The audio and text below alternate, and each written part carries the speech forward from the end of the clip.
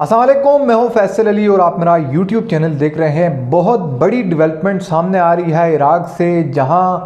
रात के एक बड़ा हमला हुआ है और यह हमला एक ऐसी एयर बेस पर हुआ है जो यूनाइटेड स्टेट्स और नेटो की जितनी फोर्सेस हैं उसका हेड क्वार्टर कहलाया जाता है, उनका घर कहलाया जाता है। और इतना बड़ा और तारीखी हमला इससे पहले इराक की सरजमीन पर अमरीकी या नेटो फौजियों पर नहीं हुआ। इस हमले के बारे में आपको बताएंगे और एक ऐसा नया ग्रुप जिसने इस हमले की जिम्मेदारी कबूल किया। और ये हमला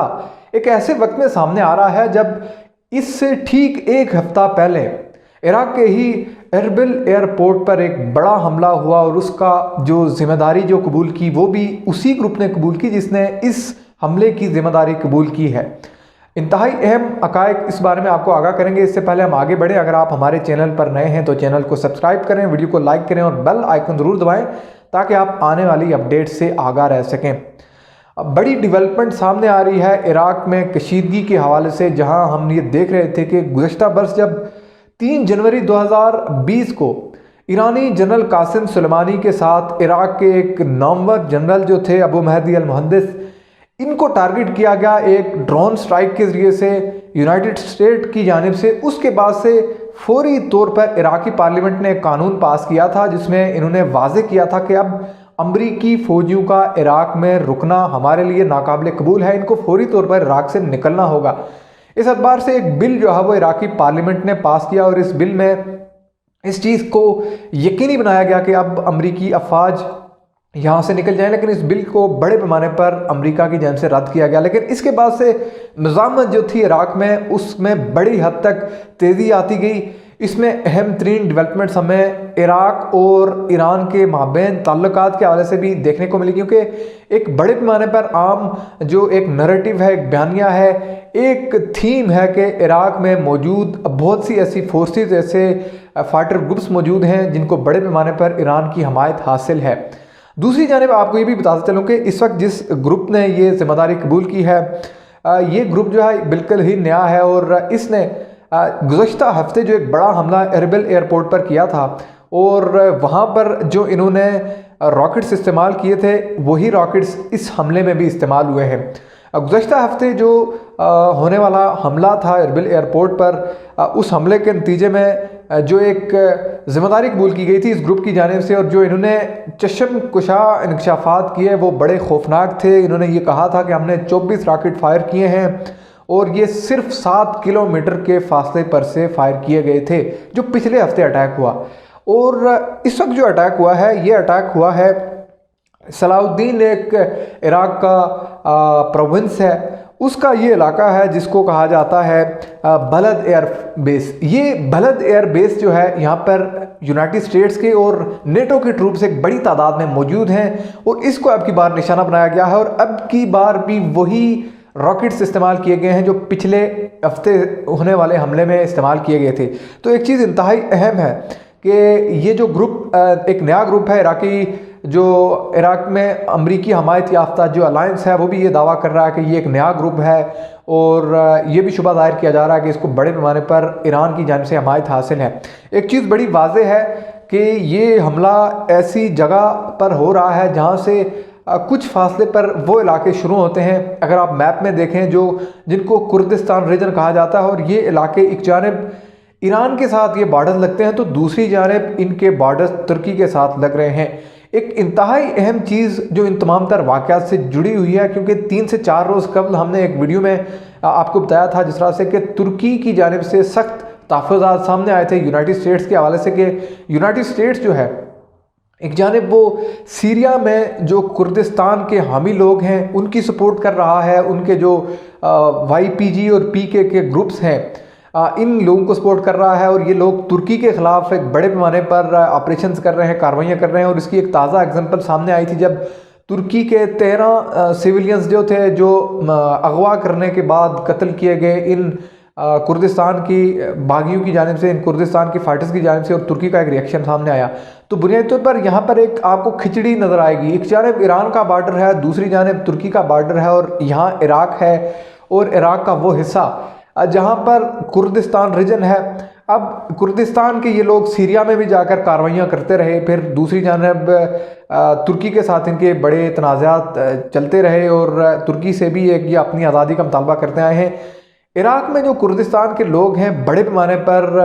حامی ہیں یونائٹڈ اسٹیٹس کے، اور یونائٹڈ اسٹیٹس کی جو فورسز وہاں پر موجود ہیں یہ ان کے الائنس کا حصہ ہیں، اور اس کے ساتھ ساتھ کچھ عراق کی لوکل جو ہے وہ فورسز بھی ہیں جو یونائٹڈ اسٹیٹس کے اور نیٹو الائنس کا حصہ ہیں۔ تو اہم ترین بات یہ ہے کہ یہ کرد لوگ جو ہیں انہوں نے ایک بڑے پیمانے پر سپورٹ مہیا کی ہے یہاں عراق میں یونائٹڈ اسٹیٹس کو وہاں کی لوکل عراقی فورسز کے ساتھ مل کر، لیکن دوسری جانب کچھ ایسے گروپس ہیں جن کے بارے میں یہ کہا جا رہا ہے کہ وہ عراق کے حمایت یافتہ ہیں، اور اس عرصے میں جب سے ہم نے دیکھا کہ ایرانی جنرل قاسم سلیمانی جو تھے ان کی پہلی برسی گزری، اس کے بعد سے یہ اٹیکس جو ہیں ان میں ایک تسلسل کے ساتھ اضافہ نظر آیا، اور اس کی بڑی اگزامپل آپ نے دیکھی گزشتہ 2 ماہ کے دوران بڑے اٹیکس ہوئے ہیں عراق میں، جس طرح سے آپ نے دیکھا کہ بغداد میں امریکی سفارت خانے پر بھی اٹیک ہوئے، اس کے بعد سے اربل ایئر بیس پر ہوئے، پھر اب یہ ہو رہا ہے بلد ایئر بیس پر، اور کچھ اور بھی بہت سے اٹیکس ہوتے رہے ہیں۔ بغداد میں بہت سارے دھماکے ہوتے رہے ہیں جو خود کچھ دھماکے رہے ہیں۔ تو بنیادی طور پر ان تمام تر دھماکوں کی جو اس وقت شبہ ظاہر کیا جا رہا ہے، یہ کہا جا رہا ہے کہ ایرانی حمایت یافتہ فائٹر گروپس عراق میں امریکی فورسز ان کے الائنسز کو، ان کے اتحادیوں کو ایک ٹف ٹائم دے رہے ہیں، ان کو عراق سے نکلوانا چاہ رہے ہیں۔ اور انتہائی اہم ترین بات یہ بھی ہے کہ عراق میں جب عراقی پارلیمنٹ نے یہ بل پاس کیا تھا کہ ہم اب امریکی فورسز کو، ان کے الائنس کو یہاں برداشت نہیں کریں گے، اس کے بعد سے واضح اور دو ٹوک ہمیں ایک ریئیکشن، ایک ریزسٹنس دیکھنے کو ملی تھی عراق سے۔ اب اہم ترین بات یہ ہے کہ عراق سے ہی ایک گروپ نے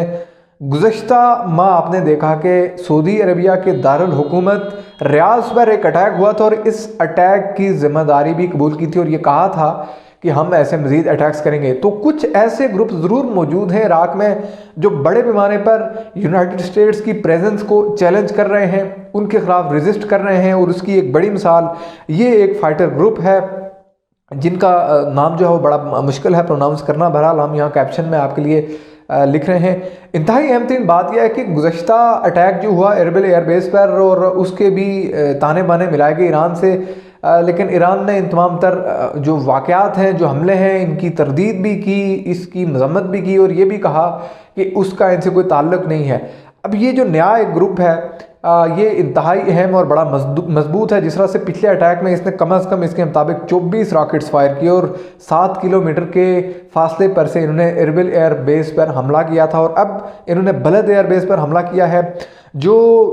عراق کا دارالحکومت بغداد ہے اس سے کچھ ہی کلومیٹر کے فاصلے پر موجود ہے۔ تو یہ ایک یقینی طور پر کنفیوزنگ سچویشن ہے، ایک ایسا وقت جب ہم نے یہ خبریں بھی سنی کہ یونائٹڈ اسٹیٹس کی جانب سے جو ٹروپس ہیں عراق میں ایک بڑی تعداد میں ان کو وہاں سے نکال کر سیریا میں شفٹ کیا گیا، اور سیریا میں بھی ان علاقوں میں ڈپلائی کیا گیا جہاں بڑے پیمانے پر تیل کے ذخائر ہیں، تیل کے کنویں موجود ہیں، اور پھر سیریا کی جانب سے یہ بڑے پیمانے پر ریزسٹنس سامنے آئی۔ سیریا کی جانب سے خط بھی لکھا گیا یونائٹڈ نیشن کو کہ دیکھیں یہ اب ہمارے آئل ریسورسز جو ہیں ان پر قبضہ کرنے کے لیے یہاں آئے ہیں۔ تو ایک بڑے پیمانے پر ہم نے عراق میں یہ ڈیولپمنٹ بھی دیکھی تھی جو دسمبر میں ہم نے دیکھی تھی کہ امریکی فورسز کی ایک بڑی تعداد جو تھی، ان کے جو ڈپلومیٹس تھے، بالخصوص ان کے سفارتی جو عملہ تھا، ان کو وہاں سے کم کیا گیا تھا، ہٹا دیا گیا تھا۔ تو آہستہ آہستہ جب یونائٹڈ اسٹیٹس عراق سے نکلنے کی تیاری کر رہا ہے، اس کے ساتھ وہی سلوک ہو رہا ہے جو اس وقت افغانستان میں ان کو صورتحال درپیش ہے۔ عراق میں ان کی فوٹنگ اور گرفت اس طرح سے نہیں رہی ہے کیونکہ عراق میں موجود جو فائٹر گروپس ہیں جو ریزسٹ کر رہے ہیں، مختلف واقعات کی ذمہ داریاں قبول کر رہے ہیں، ان کے بارے میں یہ کہا جا رہا ہے کہ ان کو ایک بڑی حمایت ایران سے حاصل ہے، لیکن اس بات میں بھی کوئی شبہ موجود نہیں ہے کہ عراق میں ایک بڑی فوٹنگ ایران کی یقینی طور پر موجود ہے۔ وہ ریلیجیس سینٹیمنٹ بھی ہے اس میں۔ اگر آپ بڑی ایگزامپل لیں تو جب 3 جنوری 2020 کو ایرانی جنرل قاسم سلیمانی کو اسیسینیٹ کیا گیا عراق میں ہی ایک امریکی ڈرون سٹرائک کے ذریعے سے، تو ان کے ساتھ ایک ٹاپ کے عراق کے جنرل ابو مہدی المہندس وہ بھی مارے گئے تھے، اور اس کے بعد سے عراق کے مختلف فائٹر گروپس جو تھے انہوں نے واضح طور پر یہ اعلان کیا تھا کہ یہ اپنے شہید جنرل ابو مہدی المہندس کی موت کا بدلہ امریکیوں سے ضرور لیں گے، اور اس کا ریئیکشن ہمیں نظر آ رہا ہے۔ اور یہ ریئیکشن یہ جو اس وقت عراق کے صوبہ، یہ جو آپ اس کو صلاح الدین کے نام سے جان سکتے ہیں، صلاح الدین اس کا نام ہے، اور اس کی یہ جو بلد ایئر بیس ہے اس پر یہ جو بڑا حملہ ہوا ہے یہ یقینی طور پر اس उन धमकियों का तसलसल है जो इराकी रेजिस्टेंस ग्रुप्स ने अमरीकियों को दी थी कि हम अपने शहीद जनरल का बदला लेंगे। अब अहम तरीन ये है कि यूनाइटेड स्टेट्स को इस वक्त निकलना है इराक से। इस मामतर सूरत हाल में निकलते निकलते इनका बड़ा नुकसान हो रहा है और एक बड़ी रेजिस्टेंस इनको इराक के फाइटर ग्रुप्स की जानिब से नज़र आ रही है। अहम तरीन ये होगा कि अब यूनाइटेड स्टेट्स और नेटो अलायंस जो इराक में मौजूद है ये अब किस जानिब जाते हैं और क्या फ़ैसला लेते हैं इराक के हवाले से। अभी तक के लिए इतना ही। चैनल को ज़रूर सब्सक्राइब करें, वीडियो को लाइक करें और अपना फीडबैक कमेंट की सूरत में ज़रूर दें। अल्लाह हाफिज़।